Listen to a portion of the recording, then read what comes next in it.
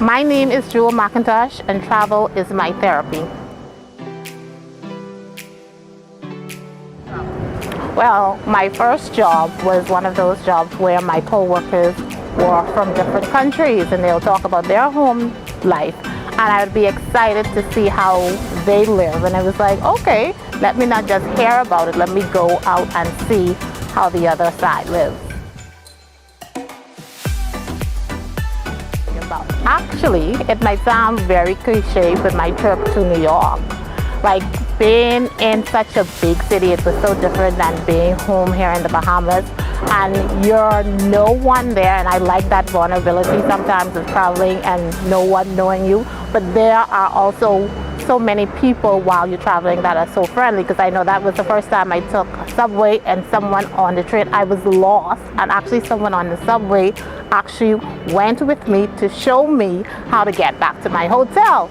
So it's the vulnerability of being in the big city, but then you can still find kindness from strangers. So on that trip to New York, I was hooked. Well, actually I don't have one favorite trip per se, but there's a trip to Expo actually that still rings in my head all the time, going through all the keys and Salient Keys and seeing the beautiful waters of the Bahamas. There was a trip recently I took last year to Jordan. That was amazing. And also my trip to South Africa. That is one of those trips, and again, it's going to sound cliche, but being in a predominantly black country on a black continent, like that felt like home, even though I was far away. So those actually 3 trips stands out to me: Expo, Jordan, and South Africa. While being home, I follow a lot of travel bloggers. So even though we in the Bahamas might be a little timid of traveling, there are persons across the world who are still dipping their toes in a bit of travel. And our issue is unique is because we're an island of countries, so we need actual transport of plane or boat to get to the other parts of the country. But persons like people I follow in the US, they just can go on a road trip, or in Europe they just can go on a road trip and see other parts of the world. So that's how I've been staying connected, stalking other travel lover pages.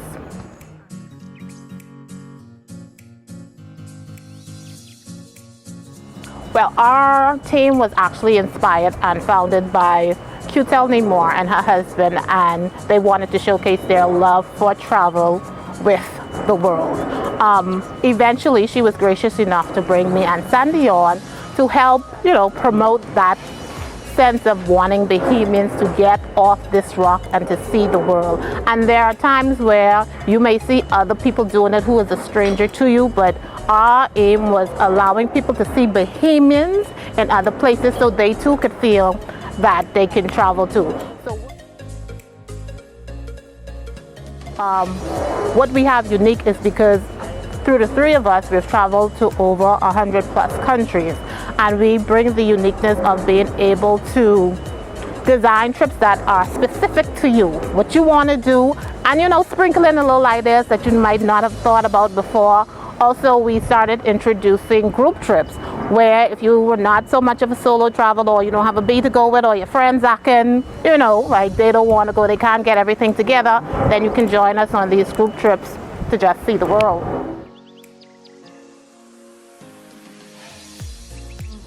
This year was supposed to be the year of travel. We started off the year with our summit, and we're encouraging Bahamians, just to go around the world. And this year, persons were actually interested and they were ready to go. We had a trip planned for Greece. People were already signed up and ready to go with that because we had payment plans available. So once we realized what was going on in the world and we understand people's timidness to travel, we had to realize that, okay, in order to remain a group that people respect, once persons started asking for their refunds, we refunded everybody, and all we now are coming together to plan for 2021. We understand that people may still be a bit timid, but we're going to plan our trips. We're going to go on them as best that we can to see, for you guys to still see what the world has to offer, but do it safely. And whomever wants to join along, we'll present those opportunities as well.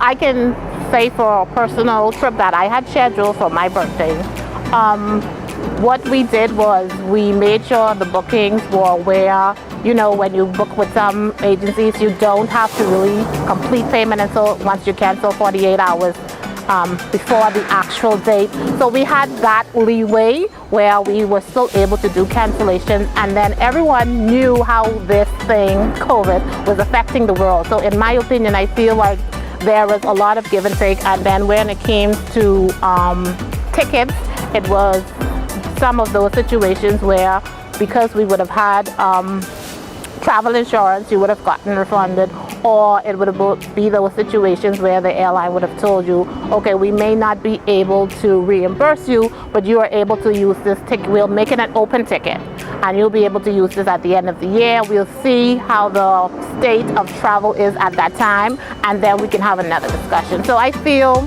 that everyone is being a bit flexible when it comes to travel, because it's not just affecting one part of the world, it's affecting us all.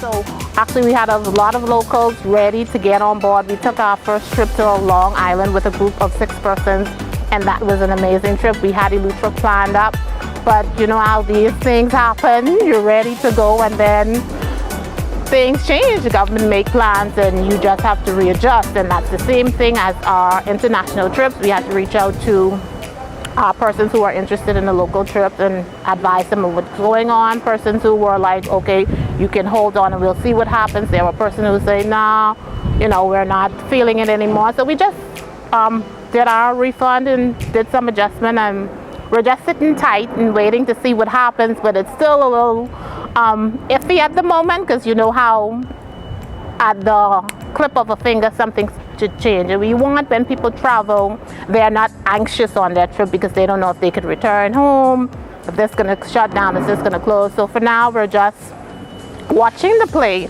and making plans for when things become more open.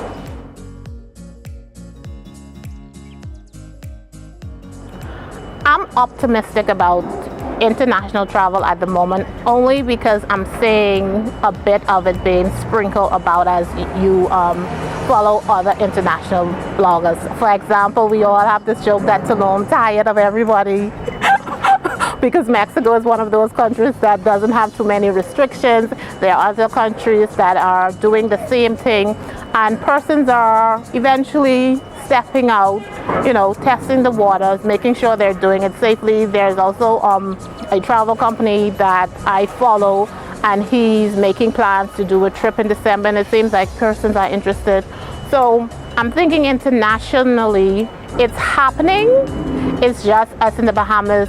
I think our timidness is because of the issue of returning home. Maybe we don't know how the situation may be and how swiftly something may change, so we might be a bit afraid about that.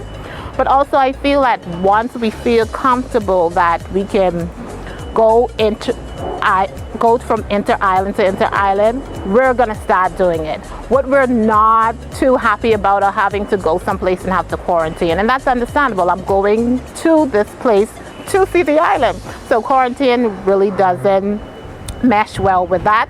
But I think as once those quarantine restriction lifts, I'm sure we'll be getting on those, booking those Bahamas Air and Western Air flights to see Bahamas. I think that's where we're going to start out. Bahamas and a little Miami, because we have this kindred spirit of Miami. But I think after a while we're going to start traveling again. My name is McIntosh, and travel is my true love.